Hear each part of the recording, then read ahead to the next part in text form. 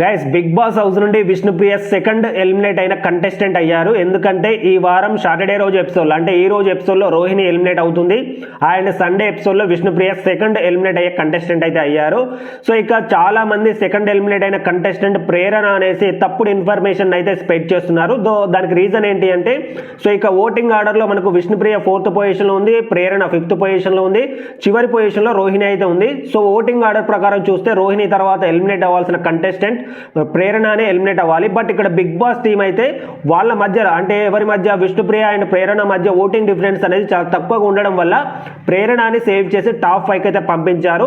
So తన place లో విష్ణుప్రియ అయితే ఎలిమినేట్ అయితే అయ్యింది guys. So official voting order ప్రకారం అయితే ఇదే జరిగింది. సో మీరు ఈ ఎలిమినేషన్ పట్ల మరి అన్ఫేరా ఫేరా అనేది మీ ఒపీనియన్, మీరు ఏమనుకున్నారు అనేది మీ ఒపీనియన్ అయితే కింద కమెంట్ చేయండి.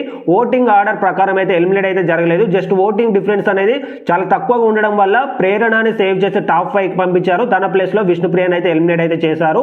ఎందుకంటే ఓటింగ్ డిఫరెన్స్ అనేది తక్కువ ఉంది అనేసి అదొకే ఒక్క రీజన్ తో ఇక విష్ణుప్రియ ఎలిమినేట్ అయిపోయింది కాబట్టి ఇక టాప్ 5 కంటెస్టెంట్స్ ఎవరు అనేది మనకు కూడా క్లారిటీ అయితే వచ్చింది. ఇక టాప్ 5 కి వెళ్లే వాళ్ళు రోహిణి అండ్ విష్ణుప్రియ మినహా మిగతా హౌస్ మేట్స్ అందరూ కూడా టాప్ 5 కి అయితే వెళ్ళబోతున్నారు. ఇక టాప్ 5 లో ఎవరు విన్ అయితే బాగుంటుంది అనేసి మీ ఒపీనియన్ అయితే ఖచ్చితంగా కింద కమెంట్ చేయండి. సో చూద్దాం ఇప్పటి నుంచేలే ఓటింగ్ అనేది ఎవరికి ఎక్కువగా ఉంది అనేది మనకు కూడా ఒక క్లారిటీ అయితే వస్తుంది. సో ఇంతే గైస్ ఇప్పటి వరకు ఉన్నటువంటి బిగ్ బాస్ సంబంధించిన అప్డేట్స్ మరొక మంచి వీడియోతో మీ ముందుకైతే వస్తాను. Thank you guys, thanks for watching this video.